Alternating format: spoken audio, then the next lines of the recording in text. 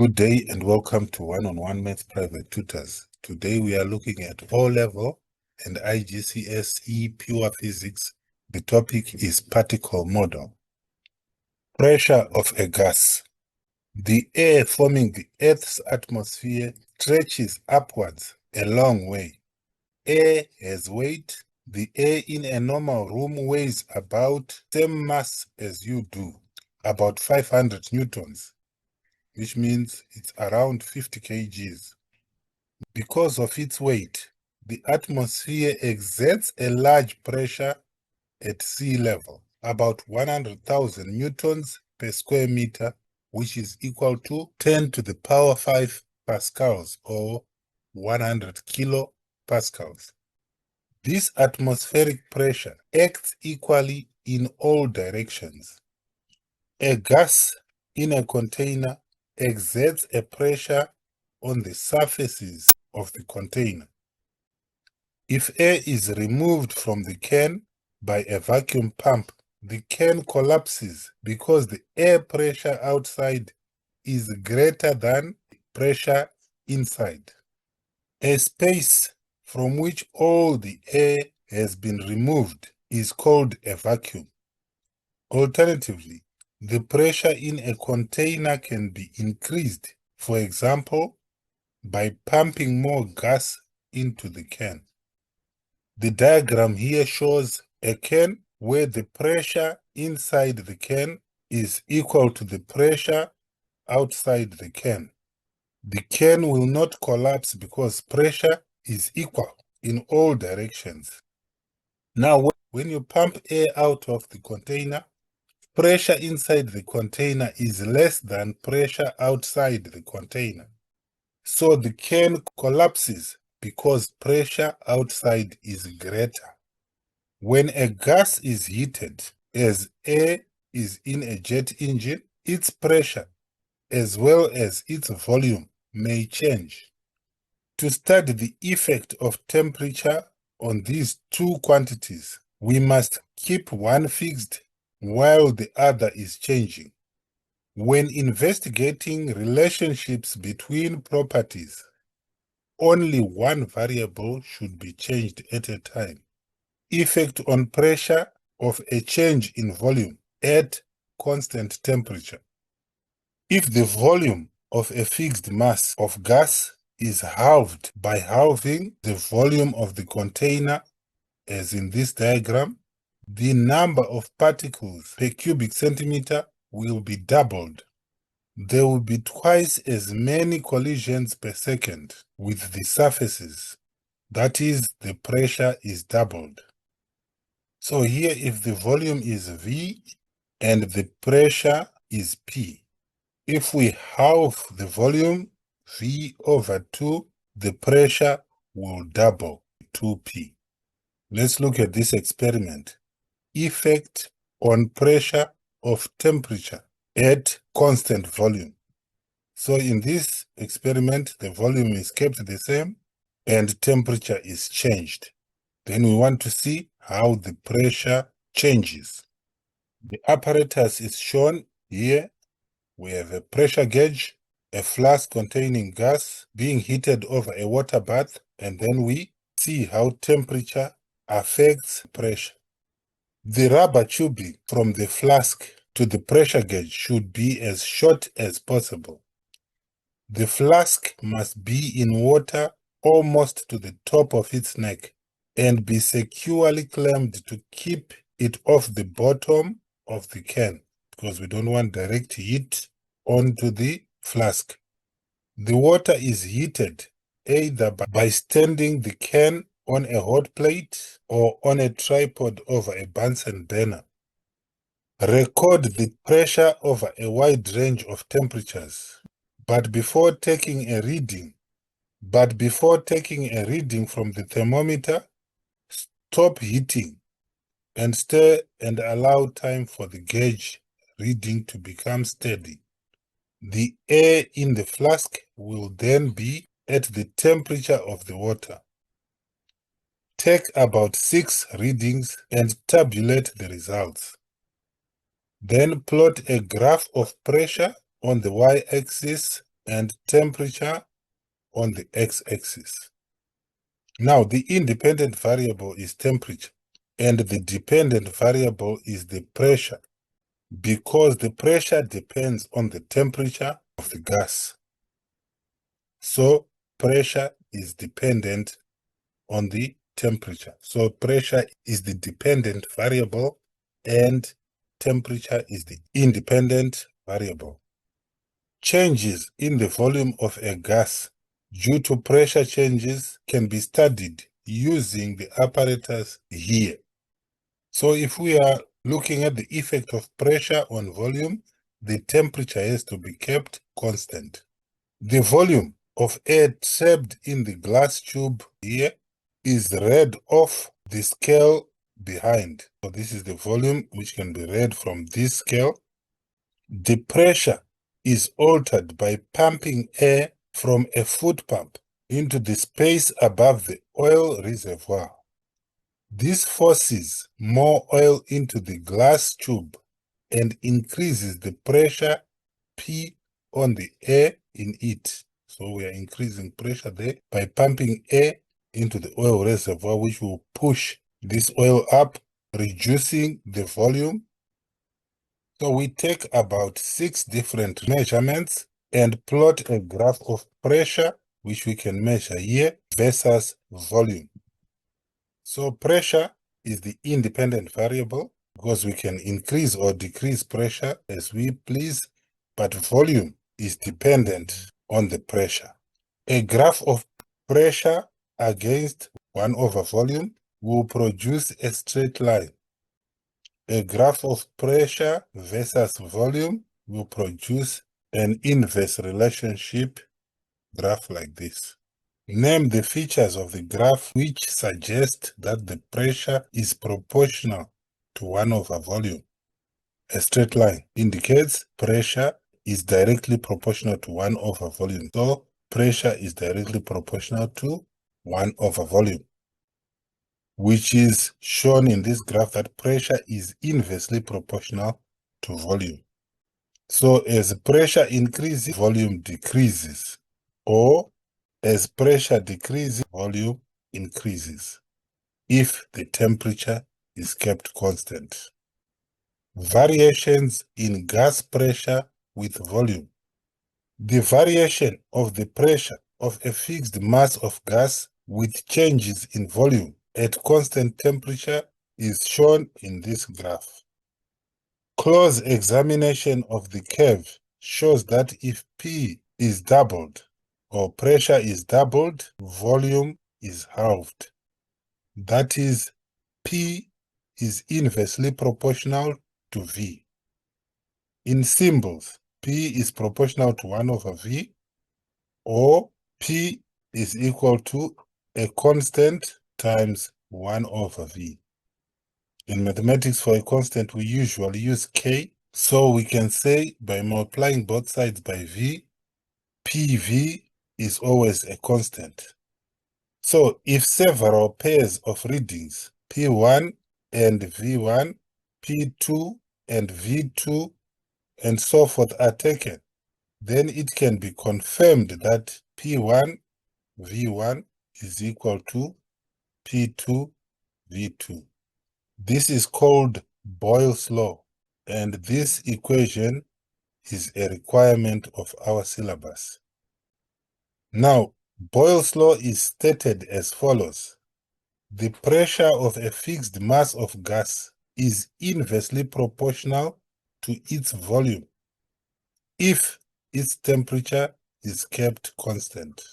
And since P is inversely proportional to V, P is inversely proportional to V, then P is directly proportional to 1 over V.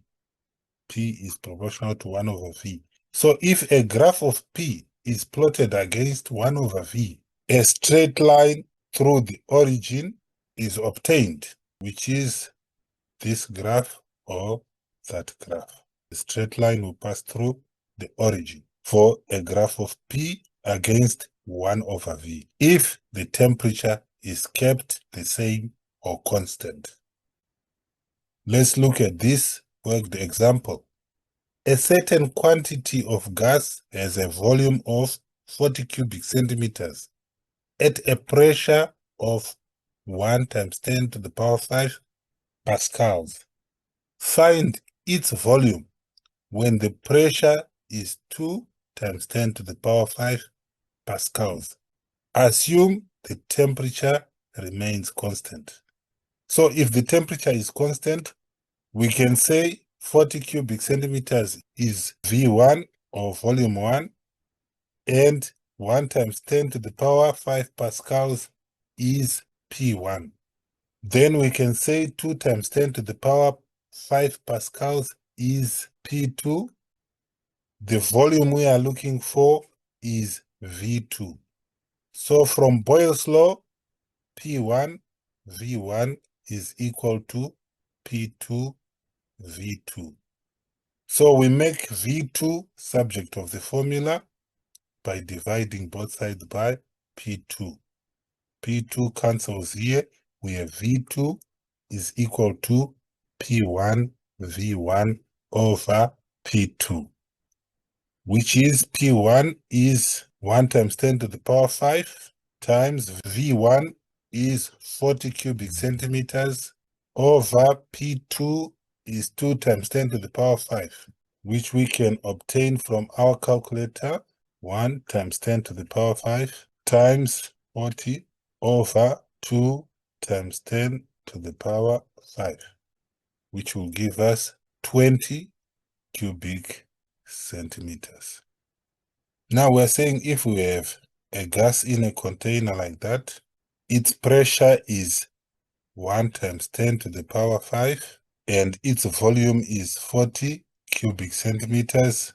What is its volume when its pressure becomes 2 times 10 to the power 5? That is, if the temperature is the same. We use Boyle's law, which is P1 V1 should be equal to P2 V2. And we can see that if we increase pressure, volume is reduced. And if we reduce pressure, volume is increased. Now let's move to the Celsius and Kelvin temperature scales. The volume temperature and pressure temperature graphs for a gas are straight lines. They show that gases expand linearly with temperature as measured on a mercury thermometer. That is, equal temperature increase causes equal volume or pressure increases. The graphs do not pass through the Celsius temperature origin 0 degrees. If graph lines are extrapolated backwards, which means extended backwards, they cut the temperature axis at about minus 273 degrees Celsius. This temperature is called absolute zero because we believe it is the lowest temperature possible. It is the zero of the absolute or Kelvin scale of temperature. At absolute zero, molecular motion ceases and a substance has no internal energy. Degrees on this scale are called kelvins and are denoted by capital K. They are exactly the same size as Celsius degrees, since minus 273 degrees Celsius is equal to 0 Kelvin. Conversions from degrees Celsius to Kelvin are made by adding 273. So we are saying to get temperature in Kelvin, we add degrees Celsius given plus 273. So 0 degrees Celsius to Kelvin will be 0 plus 273, which will give us 273 Kelvin. 100 degrees Celsius to Kelvin will be 100 plus 273, which will give us 373 Kelvin. The Kelvin or absolute temperatures are represented by the letter T, and theta is used for degrees Celsius. So in general, T is equal to 273 plus theta, where T is in Kelvin and theta is in degrees Celsius. Near absolute zero, strange things occur. Liquid helium becomes a superfluid. It cannot be kept in an open vessel because it flows up the inside of the vessel, over the edge and down the outside. Some metals and compounds become superconductors of electricity, and a current once started in them flows forever without a battery. Let's look at this example. Convert 27 degrees Celsius to Kelvin. We know K is equal to 273 plus theta. So this will be 273 plus 27, which will give us 300 Kelvin. Convert 60 Kelvin to degrees Celsius. So from this equation, we need to make theta the subject of the formula. So theta is equal to K minus 273, which will give us 60 minus 273, which will give us minus 218 degrees Celsius. Now let's look at the effect on volume of temperature if the pressure is kept constant. This is called Charles' law. So we are going to vary temperature and see how the volume responds if the pressure is kept constant. So our independent variable is temperature and our dependent variable is the volume. So we will arrange the apparatus as shown in this diagram. The index of concentrated sulfuric acid traps the air column to be investigated. Adjust the capillary tube so that the bottom of the air column is opposite a convenient mark on the ruler. Note the length of the air column between the lower end of the index and the sealed end of the capillary tube at different temperatures. But before taking a reading, stop heating and steer well to make sure that the air has reached the temperature of the water. Put the results in a table. Plot the graph of volume on the y-axis and temperature in degrees Celsius on the x-axis. The pressure of and on the air column is constant and equals atmospheric pressure plus the pressure of the acid index. The independent variable is temperature, and the dependent variable is volume, because volume depends on the temperature of the gas. The results of the experiment are plotted in a graph of volume versus temperature and appear similar to those shown in Fig 2.1.12. What do these results indicate about the relationship between volume and temperature? So this is the graph for 2.1.12, which is a straight line. So we expect a straight line graph when volume is plotted against temperature at constant pressure. Now this graph is a direct relationship graph, which is a straight line with a positive gradient. So we can say volume is directly proportional to temperature, which means as temperature is increased, the volume also increase, or as temperature is decreased, the volume also decrease. So this is a direct relationship. Now let's look at common past exam questions. Air is heated in a sealed container with constant volume. Why does the air pressure increase when the temperature increases? Air molecules expand, molecules don't expand. The air molecules bounce off each other more frequently. The air molecules bounce off the walls more frequently. Because in a container, the pressure is exerted on the walls. The number of air molecules increase. They don't increase since it's a sealed container. The mass is constant. So our answer is C. The diagram shows a cylinder containing air. The piston is free to move inside the cylinder and atmospheric pressure acts outside the cylinder. The air inside the cylinder is heated. The piston moves to the right. Which quantity decreases? The average force exerted on the piston each time that one air particle hits on the piston. The average speed of the air particles. The mass of air inside the cylinder. The number of collisions made by air particles with the piston in 1 second. This is the quantity that will reduce. Why do we say that? Because when we heat, pressure increases inside here and applies pressure on the piston. Now, when the piston moves, the distance traveled by particles is increased. So now the frequency of the collisions with the piston will decrease because more volume, which means more space, is given. So the particles will have to travel a long distance. So D is our answer. A fixed mass of air has a volume of 150 cubic centimeters and a pressure of 120 kilopascals. The volume of the air is now changed to 100 cubic centimeters. The temperature of the air remains constant.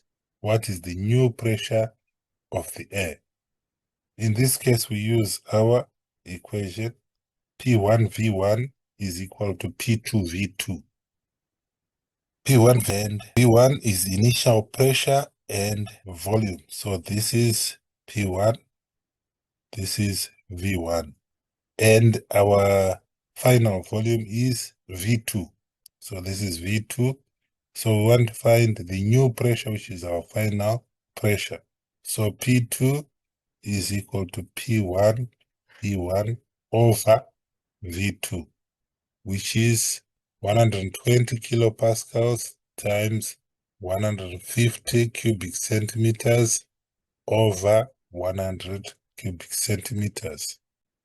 So on our calculator, we can say 120 times 150 over 100 to give us 180 kilopascals, which is B.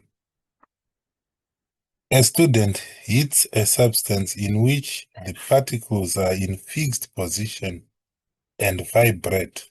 So this is a solid. After a short period of heating, the particles start to flow past each other. Now this is a liquid, but the forces between the particles remain strong. What has happened to the substance? It has melted. So this is a process of melting from solid to liquid. A student investigates how changing the temperature of a gas affects the volume of the gas. So temperature versus volume. The gas is kept at a constant pressure. Which graph shows the relationship between the temperature and the volume of a sample of gas at constant pressure? So as temperature increases, volume also increases if the pressure is kept constant. So we expect a straight line graph. So our answer is A, which shows a direct relationship between volume and temperature at constant pressure. Air is trapped in a glass tube by a liquid. When the tube is horizontal, the length of the trapped air is 50 millimeters, okay? And its pressure is 1 times 10 to the power 5 Pascal. When the tube is vertical, with the closed end downwards, the length of the trapped air is 45 millimeters. Okay, so for horizontal, we have 50 millimeters. For vertical, we have 45 millimeters. So we can see There is atmospheric pressure plus pressure of the thread of the liquid. Here it's only atmospheric pressure. The temperature of the air remains constant. What is the pressure of the trapped air when the tube is vertical? So when the tube is horizontal, we have a pressure of 1 times 10 to the power 5, which we can call P1. The length of the column, which is representative of the volume. This is a tube. We assume it has uniform cross-section. So the length can be used to measure the volume. So the volume can be 50. So we can call this V1. Now, when it is vertical, this is V2. Now we want to find the P2 or the pressure in here. So again, we use P1, V1 is equal to P2, V2. So we want to find the pressure, P2. So we make P2 the subject of the formula. P2 is equal to P1, V1 over V2, which is P1 is 1 times 10 to the power 5 times V1 is 50 over V2 is 45. So from our calculator, we can say 1 times 10 to the power 5 times 50 over 45, which will give us 1.1 times 10 to the power 1, 2, 3, 4, 5, which is 1.1 times 10 to the power 5, which is C. And with that, we come to the end of the section. Thank you.